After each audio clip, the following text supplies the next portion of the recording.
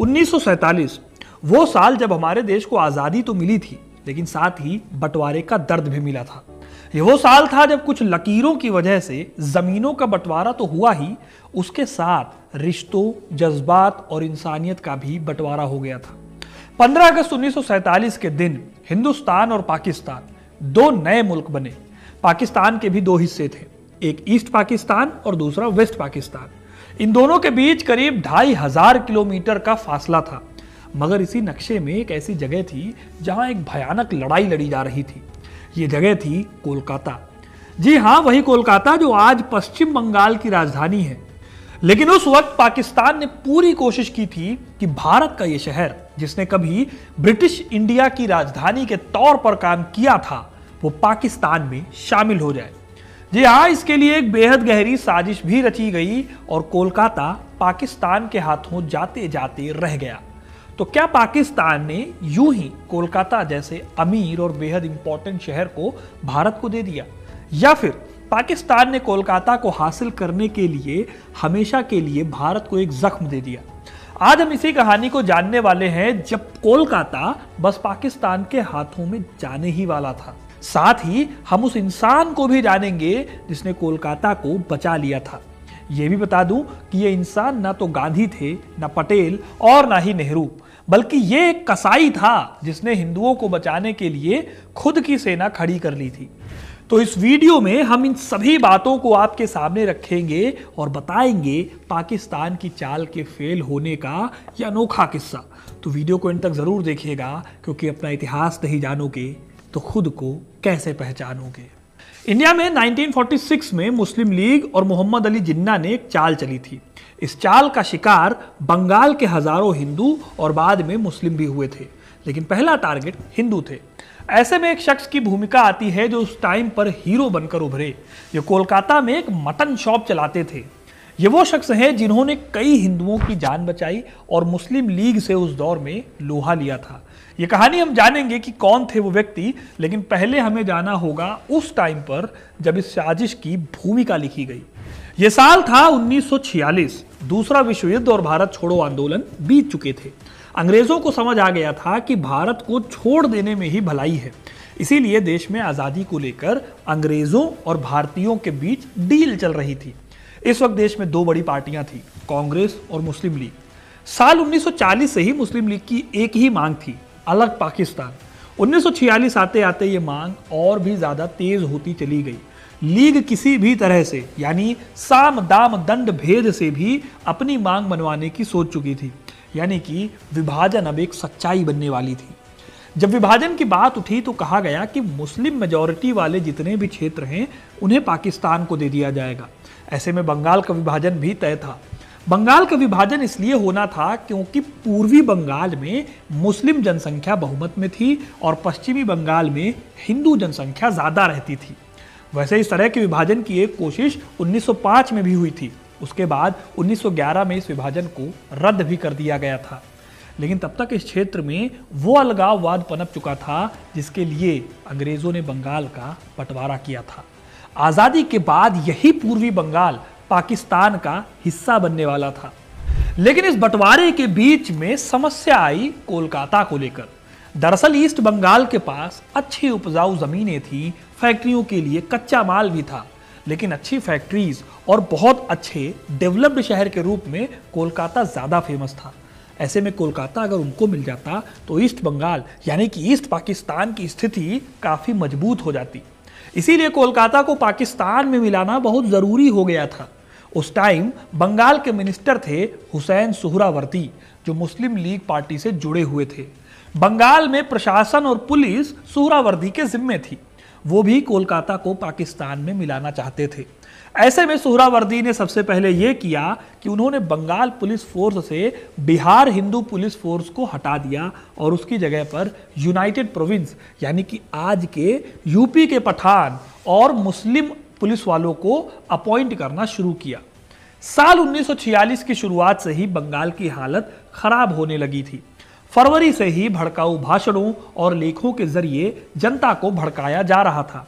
मुस्लिम जनता को यह समझाया जा रहा था कि किसी भी हाल में पाकिस्तान को हासिल करना है। इस तरह बंगाल में हालत बहुत खराब हो चुकी थी। आजादी और विभाजन की घोषणा होने से पहले ही बंगाल एक बारूद पर बैठ गया था, जिसे बस एक चिंगारी की देरी थी। फिर 13 अगस्त 1946 के दिन इस बारूद में आग भरी जिन्ना के एक भाषण में। 13 अगस्त 1946 के दिन भाषण देते हुए मोहम्मद अली जिन्ना ने 3 दिन बाद यानी 16 अगस्त 1946 को प्रत्यक्ष कार्रवाई दिवस यानी डायरेक्ट एक्शन डे घोषित कर दिया और दुनिया भर के मुसलमानों से सभी व्यापार बंद करने का आग्रह किया।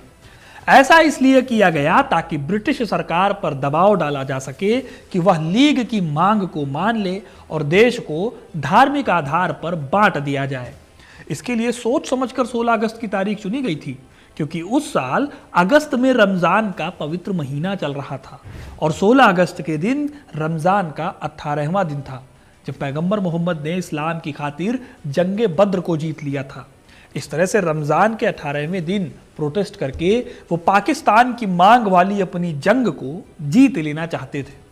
अब दोस्तों, कहानी में आगे बढ़ने से पहले बताता हूं आज की स्टोरी ऑफ द डे। दोस्तों, कलकत्ता क्रांतिकारियों की शरण स्थली रहा है। यहीं से भारत का पहला अखबार निकला था, बंगाल गजट। लेकिन क्या आपको पता है कि भारत में पहली स्ट्रीट लाइट भी कलकत्ता में लगाई गई थी?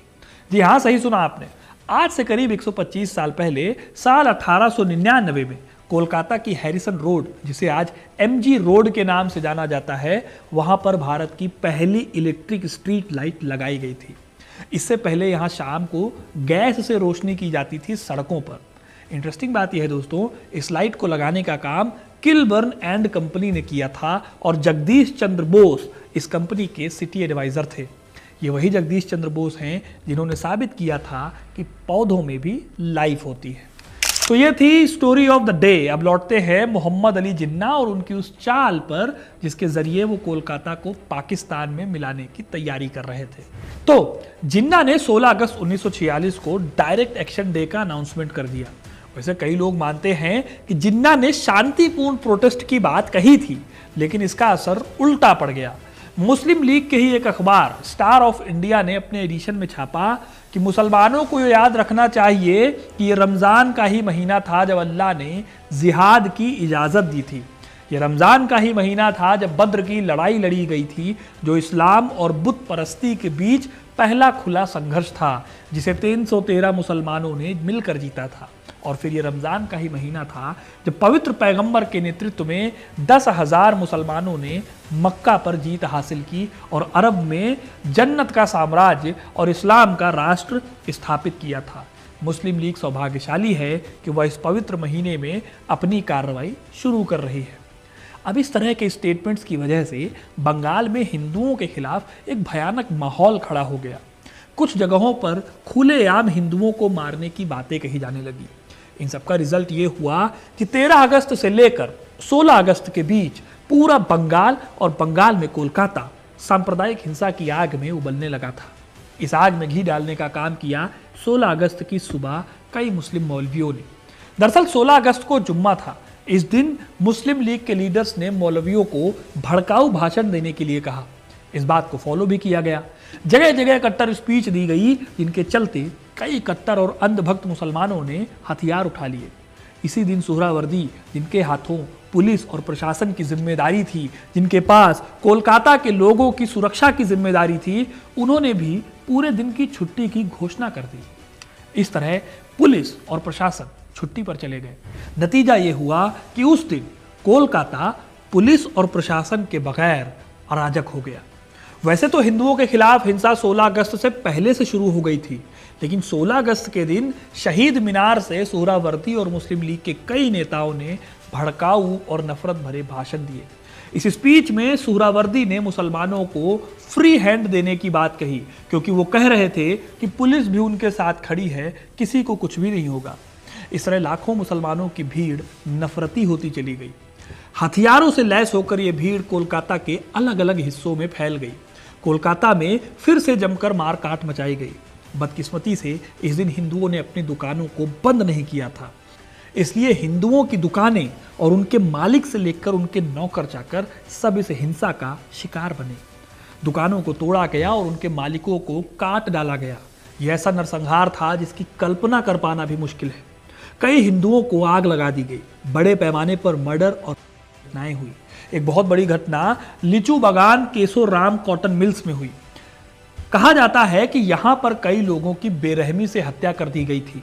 इस तरह से पूरे कोलकाता में मौत का तांडव हुआ। हजारों हिंदू मारे गए और कई हमेशा के लिए बर्बाद हो गए। कहा जाता है कि इस हिंसा में 5,000 से 10,000 हिंदुओं की बेहद दर्दनाक मौत हुई थी। कुछ रिपोर्ट्स तो यह भी दावा करती हैं कि मौतों का यह आंकड़ा 15,000 से भी ज्यादा था, क्योंकि उस दौरान कई लाशों को गंगा नदी और दूसरी नहरों में फेंक दिया गया था। कुल मिलाकर हिंदू और मुस्लिम पक्ष से 20,000 के आसपास की मौतों का आंकड़ा माना जाता है। दोस्तों, इस पूरी घटना में आरोप लगता है सुहरावर्दी पर कि उन्होंने इस हिंसा को अंजाम देने में बड़ी भूमिका निभाई थी। कोलकाता की चाहत में उन्होंने हिंदुओं का कत्लेआम होने दिया। उनको लगता था कि हिंदू आसानी से मुसलमानों से हार जाएंगे। इस हार के साथ ही कोलकाता को भी पाकिस्तान में शामिल होने की मांग को उठा लिया जाएगा, लेकिन ऐसा हो नहीं पाया। यहां पर एक बात जाननी और जरूरी है कि इस पूरे नरसंहार के दौरान सुहरावर्दी कलकत्ता में ही थे और लाल बाजार पुलिस हेडक्वार्टर में ही रुके हुए थे, लेकिन उन्होंने अपने पद का फायदा उठाया और पूरी हिंसा में वो चुप रहे। इस दौरान बड़े पैमाने पर बंगाल और कोलकाता से हिंदुओं का पलायन शुरू हो गया। इस तरह कोलकाता में भी हिंदुओं की संख्या कम हो जाती और ये शहर शायद पाकिस्तान का हिस्सा हो जाता। लेकिन मुस्लिम लीग के भड़काऊ भाषणों और तलवारों के बीच एक शख्स की एंट्री हुई जिसने इस पूरे नैरेटिव को, इस पूरी कहानी को अच्छे से पलट दिया। इन शख्स का नाम था गोपाल चंद्र मुखोपाध्याय। इन्हें लोग पाठा कहते थे। गोपाल पाठा कोलकाता में बाऊ बाजार इलाके में मलंगा लाइन पर रहते थे। इनका कसाई का काम था और ये मटन शॉप चलाते थे। अपने काम की वजह से मुस्लिम ट्रेडर्स के साथ भी उनका उठना बैठना था। कुछ लोग मानते हैं कि गोपाल पाठा सुभाष चंद्र बोस को अपना हीरो मानते थे और यही वजह है कि उनके मन में किसी के लिए कोई भेदभाव नहीं था।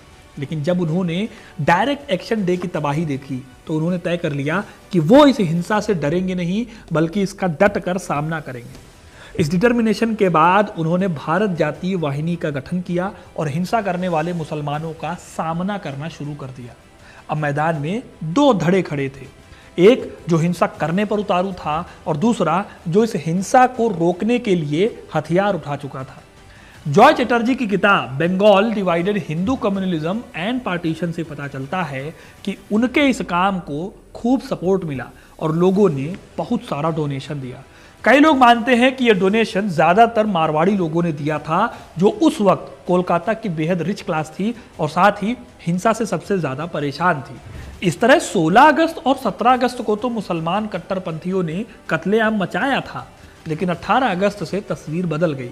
गोपाल ने हमलावरों से बचने के लिए हिंदू इलाकों में हथियारों से लैस लोगों को छोटे छोटे ग्रुप्स में तैनात कर दिया। इस तरह से जातीय वाहिनी ने बड़े पैमाने पर हिंदुओं को हिंसा से बचाया। कई जगहों पर झड़पों में इन लोगों ने ऐसी लड़ाई लड़ी कि इस्लामिक कट्टर लोग पीछे हटने को मजबूर हो गए। इस तरह से करीब एक हफ्ते लड़ाई चली और आखिर में 22 अगस्त तक हिंसा का यह सिलसिला रुक गया। यही वजह है कि कई लोग आज भी गोपाल पाठा को बंगाल का हीरो मानते हैं। वो ये मानते हैं कि अगर उस समय गोपाल नहीं होते तो ना कोलकाता में हिंदू बचते और ना ही कोलकाता भारत का हिस्सा बन पाता, क्योंकि कत्लेआम की बदौलत और कत्लेआम के डर की वजह से हिंदू या तो मारे जाते या फिर कोलकाता छोड़कर चले जाते। लेकिन ऐसा हुआ नहीं। इसी वजह से कोलकाता भारत का हिस्सा बना रहा और जिन्ना और सुहरावर्दी का प्लान पूरी तरह से फेल हो गया। हालांकि एक छोटी सी बात दोस्तों ये भी है कि कुछ इतिहासकार गोपाल पाठा की भी आलोचना करते हैं। उनके हिसाब से गोपाल पाठा के हथियार उठाने की वजह से हिंसा और ज्यादा भड़क उठी थी। इतिहासकार सुरंजन दास ने अपनी किताब communal riots in Bengal 1905 to 1947 में गोपाल पाठा और 1946 के दंगों का जिक्र किया है। वो बताते हैं कि गोपाल पाठा की कार्रवाइयों ने हिंदू समुदाय में उन्हें एक रक्षक की छवि तो दी, लेकिन असल में उनकी हिंसक रणनीतियों ने सांप्रदायिक तनाव को और ज्यादा बढ़ाया। दास इस बात पर जोर देते हैं कि पाठा की एक्टिविटीज सांप्रदायिक हिंसा के चक्र को तेज करने में अपना योगदान दे रही थी। इसी तरह से जॉय चटर्जी भी अपनी किताब Bengal divided Hindu communalism and partition में गोपाल पाठा को हिंदू महासभा जैसे संगठनों के साथ अप्रत्यक्ष रूप से जोड़ती है, जो उस समय हिंदू राष्ट्रवाद को बढ़ावा दे रहे थे। वो कहती हैं कि पाठा जैसे लोकल नेताओं ने हिंदू समुदाय में आत्मरक्षा यानी सेल्फ डिफेंस की भावना को तो मजबूत किया, लेकिन इससे सांप्रदायिक हिंसा को भी बढ़ावा मिला। इसका एक आधार यह भी है कि 21 अगस्त को वल्लभ भाई पटेल ने सी राजगोपालाचारी को एक लेटर लिखा। इस लेटर में उन्होंने बहुत रिमार्केबल बात लिखी। उन्होंने लिखा, यह यानी कलकत्ता हत्याकांड लीग के लिए एक अच्छा सबक होगा, क्योंकि मैं सुनता हूं कि मारे गए मुसलमानों का अनुपात बहुत बड़ा है। यानी कि कोलकाता की हिंसा के प्रतिवाद के तौर पर कई मुसलमान भी मारे गए थे। नंबर्स का फर्क हो सकता है। अब दोस्तों, मैं चाहता तो आपको बस इतनी सी बात बताकर स्टोरी खत्म कर सकता था, लेकिन मैंने आपके सामने ये दूसरा पहलू इसलिए रखा ताकि ये समझा जा सके कि हिंसा की शुरुआत चाहे जो करे, नुकसान दोनों का होता है। क्योंकि चाहे कोलकाता को पाकिस्तान में मिलाने की बात हो या फिर पाकिस्तान की मांग हो, धर्म का मुद्दा बनाकर इसी तरह से हिंसा हमेशा से होती रही है।